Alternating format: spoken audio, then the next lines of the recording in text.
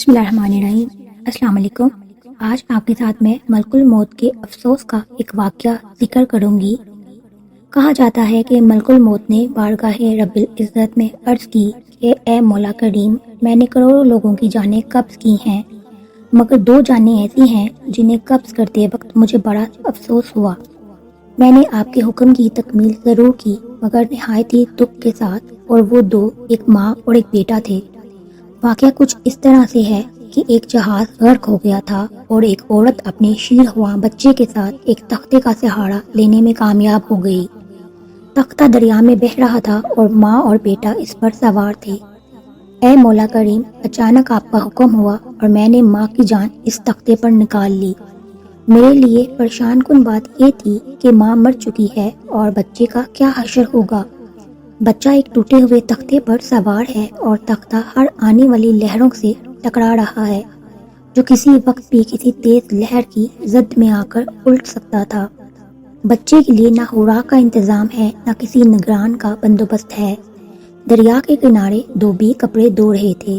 اچانک کسی کی اس بچے پر نظر پڑی تو تختے کو کھینچ کر لے آئے اور سب حیران ہوئے کہ ماں مر چکی ہے، بچہ بے یار و مددگار تختے پر زندہ سلامت موجود ہے۔ وہ لوگ اس بچے کو اپنے سردار کے پاس لے گئے۔ سردار بیچارہ بے اولاد تھا۔ سردار خوبصورت بچہ دیکھ کر اس پر اس کا دل آ گیا اور سردار نے بچے کو اپنی نگرانی میں لے کر اسے اپنا بیٹا بنا لیا۔ یہ بچہ 8-9 سال کی عمر کا تھا، ایک اپنے ساتھی بچوں کے ساتھ کھیل رہا تھا۔ اتنے میں بادشاہ وقت کی سواری کی آمد کا شور سن کر سب لوگ ادھر بھاگ گئے، مگر یہ بچہ سڑک پر اکیلا کھڑا رہا۔ بادشاہ کی سواری گزر گئی، اس کے پیچھے اس کا عملہ پیدل آ رہا تھا۔ ان میں سے ایک سپاہی کو راستے میں سے سرمے کی ایک پڑیا ملی۔ اتفاق سے اس بچے کی نظر بہت کمزور تھی اور سرمے کی اسے بہت ضرورت تھی، لہٰذا اس نے وہ سرما بحفاظت اپنے پاس رکھ لیا۔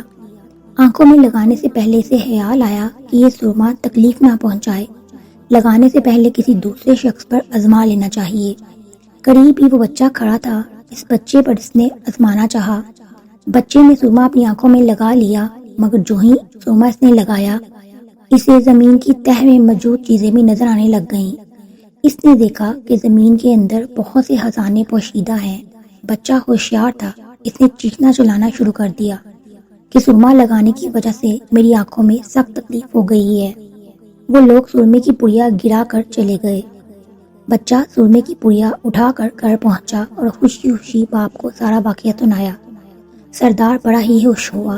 باپ نے کہا، ہمارے پاس آدمی بھی ہے اور گدھے بھی ہیں، تم سرما لگاؤ، ہم تمہارے ساتھ چلتے ہیں، جہاں کہیں خزانہ پاؤ گے ہمیں بتاؤ، ہم نکال لیں گے۔ چنانچہ ایسا ہی ہوا۔ بچے کے بتانے پر وہ لوگ خزانے نکالنے لگ گئے۔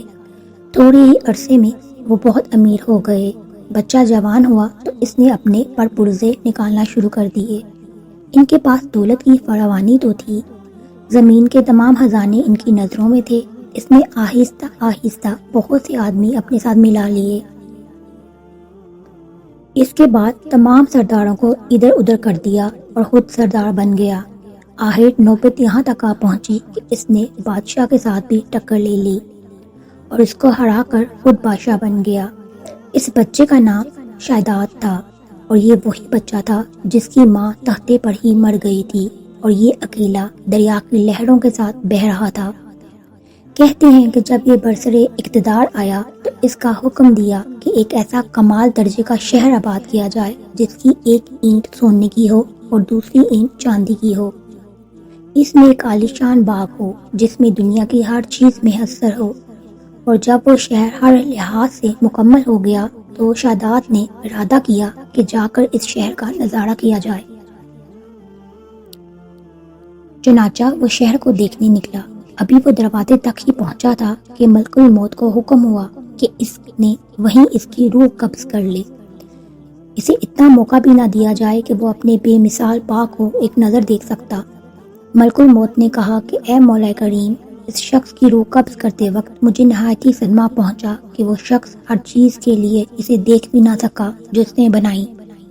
اللہ تعالیٰ نے فرمایا، یہ وہی بچہ ہے جس کی ماں تختے پر مر گئی تھی اور اس پر تجھے ترس آیا تھا اس بچے نے بڑے ہو کر نافرمانی کی، خدا کے حکم سے بغاوت کی اور سرکشی اختیار کر لی، مگر ہم نے اسے خود ساختہ جنت میں قدم رکھنے کی مہلت بھی نہ دی اور اسے باہر ہی ہلاک کر دیا۔ اسی جنت کے بارے میں مشہور ہے کہ وہ دنیا میں موجود ہے مگر سب کی نظروں سے اوجھل ہے۔ حضرت امیر معاویہ رضی اللہ تعالیٰ عنہ کے زمانے میں ایک صحابی رضی اللہ تعالیٰ عنہ کا اونٹ گم ہو گیا۔ وہ اونٹ کی تلاش میں کہیں اس علاقے میں جا پہنچے تو اللہ تعالیٰ نے اسے وہ سب کچھ دکھلا دیا۔ وہ صحابی وہیں کی کوئی نشانی بھی ساتھ لے آئے تھے۔ اس صحابی نے یہ واقعہ حضرت امیر معاویہ رضی اللہ تعالیٰ عنہ کے پاس بیان کیا۔ انہوں نے اس جگہ کو کافی تلاش کروایا مگر کسی کو بھی وہ جنت نہ ملی اور اسے اللہ تعالیٰ نے ہمیشہ ہمیشہ کے لیے پوشیدہ کر دیا۔ واللہ عالم۔ اگر آپ کو یہ ویڈیو اچھی لگی تو لائک اور شیئر کیجیے گا، چینل پر نہیں ہے تو سبسکرائب کر لیجیے۔ اپنا بہت سا خیال رکھیے گا۔ اللہ تعالیٰ آپ سب کو اپنے حفظ و امان میں رکھے۔ اللہ حافظ۔